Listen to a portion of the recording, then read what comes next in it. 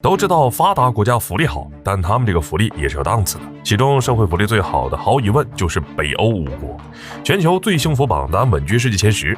这5个国家号称把国民从出生到入土一条龙都给接管了。但这么好的福利，也就意味着超高的财政支出。而北欧这5个小透明究竟有什么底气来支撑高福利呢？今天球哥就带大家来了解了解。北欧位于欧洲北部，主要国家就是丹麦、瑞典、挪威、芬兰和冰岛。这5个国家如果问世界上最幸福的国家是谁，根据联合国的报告来看，芬兰是第1。但要是继续往下看，第2是丹麦，第3是冰岛，第6和第7分别是瑞典和挪威。只要稍微仔细一点，就能发现全球幸福指数前10的国家，北欧就占了一半。奇怪的是，北欧这几个国家在平时国际上呢，就是个小透明，好像没啥存在感似的。怎么他们就能成为幸福指数最高的国家呢？很大原因呢，就是因为人家高收入高福利。大家可以从各个方面来说明为啥芬兰这几个北欧国家国民会觉得很幸福。但归根结底吧，有一个前提，就是经济好。说白了，就是兜里得有钱。你看这5个国家里，人均 GDP 最低的也有5万美元，最高的挪威甚至人均 GDP 高达9万美元。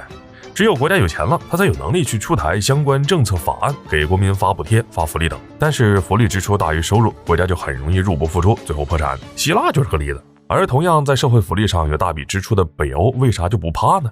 很多人可能听说过北欧的社会福利到底有多么好，但这个好究竟到了什么程度，就有点疑惑了。首先可以肯定的是，上常见的医疗、教育等方面全都是免费的。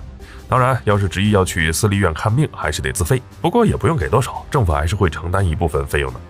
北欧国家号称从出生到入土一条龙服务，可以说他们的社会福利细分到了国民的每个时刻。还没出生，孩子的父母就能享受到超长产假，时间长达42周，将近300天。特别是瑞典，父母双方能享受的假期加起来甚至达到480天，而且每天呢还能从政府那边领到一笔津贴。不仅如此，怀孕期间所有的医疗费用全都由政府报销。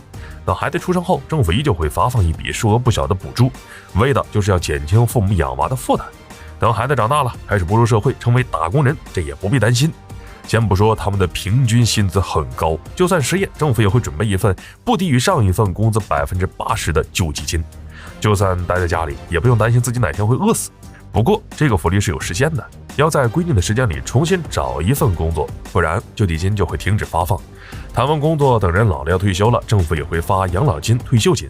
这种全方位高待遇的福利，可以说遍布北欧人的一生。只要他们不去干违法犯罪的事儿，轻轻松松过完一辈子还是非常简单的。所以哪怕中东土豪再有钱，单论幸福度还得看北欧5国。北欧的高福利让人眼馋，但问题是高福利势必要花很多钱来维持。希腊就曾经因为国家没钱，但又要维持国内的高福利，最后导致破产，还引发了一场金融危机。那北欧究竟是凭什么支撑得住这么高福利呢？首先一个原因呢，就是北欧人少。因为纬度高，靠近北极圈，气候寒冷，使得北欧国家的人口基数其实没有其他地方大。5个国家加起来呢，也才100多万平方公里，而人口呢，不过才2000多万人。其次呢，虽然北欧的地理环境不好，但人家运气好，坐拥丰富的自然资源。挪威是世界第12石油生产国和第3天然气出口国，光靠卖石油和天然气赚的钱，一点也不比中东国家少。除此之外，瑞典有铁厂，芬兰有森林，丹麦有渔场，冰岛有旅游业等等，还有很多新兴产业，每年给北欧带来庞大的收益。赚的钱多，人少，那么政府就有实力给每个公民提供更全面的社会保障。不仅如此，在高收益的背后有着高税收，北欧的税很高，最高甚至能达到58%。